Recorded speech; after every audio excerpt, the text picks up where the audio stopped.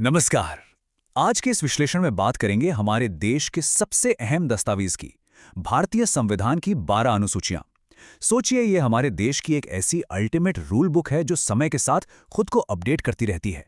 जब संविधान बना था ना, तब इसमें सिर्फ 8 अनुसूचियां थीं। लेकिन जैसे जैसे देश बदला, जरूरतें बदली, ये दस्तावेज भी विकसित हुआ और आज हमारे पास पूरी 12 अनुसूचियां हैं। ये अनुसूचियां असल में करती क्या हैं? ये संविधान के अलग अलग नियमों को गहराई से समझाती हैं और हमारे पूरे गवर्नेंस यानी शासन की नींव तय करती हैं। अब एक बहुत ही ऑब्वियस सा सवाल दिमाग में आता है। कोई भी इंसान इन 12 जटिल अनुसूचियों और उनके इतने सारे भारी भरकम संशोधनों को याद कैसे रख सकता है?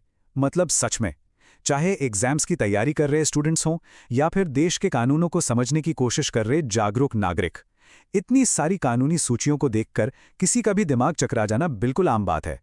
इसे याद रखना किसी पहाड़ पर चढ़ने जैसा मुश्किल लग सकता है। लेकिन फिक्र मत कीजिए, आज इस चर्चा में हम इसे बहुत ही छोटे और आसान हिस्सों में बांटने वाले हैं। हमारा फ्लो कुछ ऐसा रहेगा।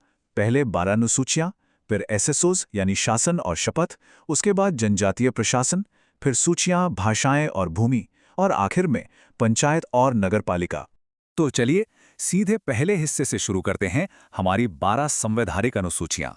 अब देखिए, इस पूरे टॉपिक को मास्टर करने की एक बहुत ही अचूक ट्रिक है, एक बेहद सिंपल सा mnemonic. SSOS, SC/ST square, LLL DP NP। जी हाँ, बस इतना ही। अक्षरों की इस छोटी सी लाइन को याद कर लिया ना, तो बिना किसी रट्टाबाजी के पूरी 12 की 12 अनुसूचियां क्रम से दिमाग में छप जाएंगी। आज हम इसी कोड को पूरी तरह से डिकोड करने वाले हैं।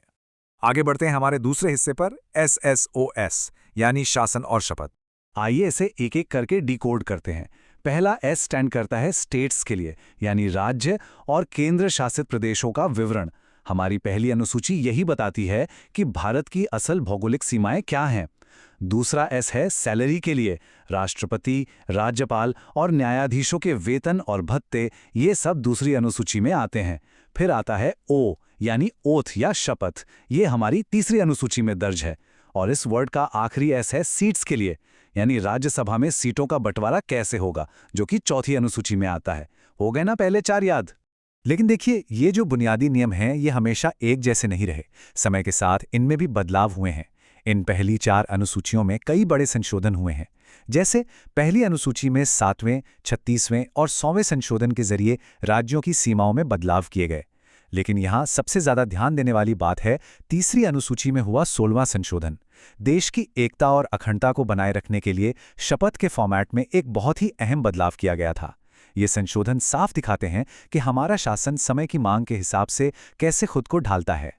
अब आते हैं तीसरे हिस्से पर, SC/ST स्क्वायर, जो बात करता है जनजातीय प्रशासन की। हमारा संविधान पूरे देश का तो ख्याल रखता ही है, लेकिन कुछ खास क्षेत्रों के लिए इसमें विशेष प्रावधान भी हैं। यहाँ हमें अनुसूची 5 और 6 के बीच का फर्क समझना होगा। अनुसूची 5 पूरे भारत में फैले अनुसूचित क्षेत्रों और जनजातियों के सामान्य प्रशासन की बात करती है, लेकिन अनुसूची 6, इसका दायरा बहुत ही स्पेसिफिक है। ये केवल 4 उत्तर पूर्वी राज्यों पर फोकस करती है: असम, मेघालय, त्रिपुरा और मिजोरम।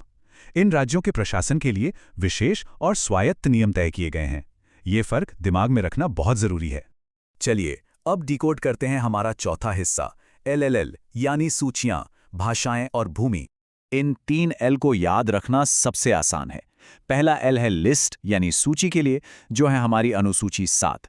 इसमें संघ, राज्य और समवर्ती सूचियां हैं, जो असल में केंद्र और राज्य के बीच शक्तियों का बंटवारा करती हैं। दूसरा L है लैंग्वेज यानी भाषा के लिए। अनुसूची 8 में भारत की सभी मान्यता प्राप्त भाषाएं शामिल हैं। और तीसरा L है लैंड यानी भूमि के लिए। अनुसूची 9, जिसे मूल रूप से भूमि सुधारों से जुड़े कुछ खास कानूनों को कोर्ट या न्यायिक समीक्षा से बचाने के लिए लाया गया था। अब शक्तियों के बंटवारे की बात करें तो ये हमेशा फिक्स नहीं रहा है। हमारे ऐतिहासिक 42वें संशोधन ने एक बहुत बड़ा बदलाव किया। शिक्षा और वन, जो कि बेहद अहम विषय हैं, इन्हें राज्य सूची से निकालकर समवर्ती सूची में डाल दिया गया। इसका सीधा सा मतलब ये है कि अब इन विषयों पर केंद्र और राज्य दोनों सरकारें कानून बना सकती हैं। ये गवर्नेंस की शेयर्ड रिस्पॉन्सिबिलिटी का एक बहुत ही शानदार उदाहरण है। इसी तरह 8वीं अनुसूची भी भारत की कमाल की भाषाई विविधता को अपनाने के लिए लगातार बढ़ती रही है। 21वें संशोधन से लेकर 71वें और फिर 92वें संशोधन तक इसे बार बार अपडेट किया गया ताकि नई क्षेत्रीय भाषाओं को ऑफिशियल पहचान मिल सके। सच में ये हमारे देश की विविधता में एकता का एक बहुत ही खूबसूरत कानूनी प्रमाण है। अब बात करते हैं 9वीं अनुसूची की। ऐतिहासिक नजरिया देखें तो ये बहुत ही दिलचस्प है। संविधान लागू होने के ठीक 1 साल बाद ही पहले संशोधन के जरिए अनुसूची 9 को जोड़ दिया गया था। इसका मेन मकसद क्या था? उस वक्त के भूमि सुधार कानूनों को अदालतों में चुनौती दिए जाने से बचाना। और आपको बता दूं, ये एक ऐसा कदम था जिसने हमारी विधायिका और न्यायपालिका के बीच एक बहुत ही लंबी और ऐतिहासिक कानूनी बहस की नींव रखती थी। फाइनली हम पहुंच गए हैं अपने आखिरी हिस्से पर, डीपीएनपी यानी पंचायत और नगर पालिका। इस कोड में डी का मतलब है डिफेक्शन यानी दल बदल। अनुसूची 10 को 52वें संशोधन के जरिए जोड़ा गया और बाद में 91वें संशोधन से इसे और भी सख्त कर दिया गया। यही हमारा दल बदल विरोधी कानून है। इसे रूल बुक में क्यों लाया गया? राजनीतिक अस्थिरता को रोकने के लिए, ताकि जो चुने हुए प्रतिनिधि हैं वो अपने फायदे के लिए बार बार पार्टियां न बदलते रहें।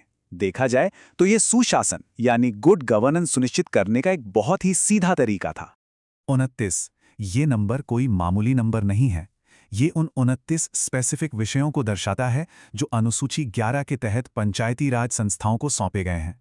हमारे 73वें संविधान संशोधन ने गांव में स्थानीय स्वशासन को एक बहुत ही मजबूत कानूनी आधार दिया। इसने उन्हें कृषि, सड़क और ग्रामीण विकास जैसे पूरे 29 विषयों पर काम करने की पावर दी। तो ये हुआ हमारे निमोनिक का पी, पंचायत। और इसके तुरंत बाद आता है एक और अहम नंबर 18।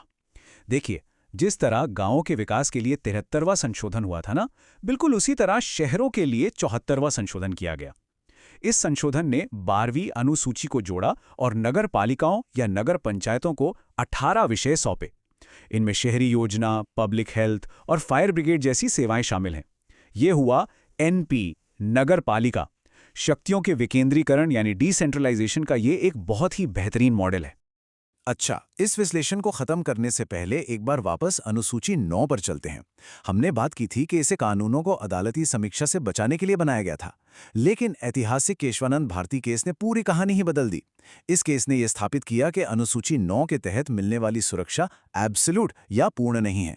अदालतें बिल्कुल ये जांच कर सकती हैं कि कोई कानून संविधान के बेसिक स्ट्रक्चर यानी मूल ढांचे का उल्लंघन तो नहीं कर रहा। कहने का मतलब है कि सीमित न्यायिक समीक्षा हमेशा संभव है। तो अब केशवानंद भारती केस के बाद ये तो साफ है कि समीक्षा सीमित है, लेकिन यहाँ एक बड़ा सवाल खड़ा होता है। क्या लोकतांत्रिक व्यवस्था में कुछ कानूनों को अदालतों की नज़रों से बचाकर रखना एक मजबूत लोकतंत्र की निशानी है, या फिर ये शक्तियों के संतुलन को कहीं ना कहीं बिगाड़ता है? ये एक ऐसा सवाल है जिस पर हम सबको गहराई से विचार करने की ज़रूरत है। इसी विचार के साथ आज का ये विश्लेषण यहीं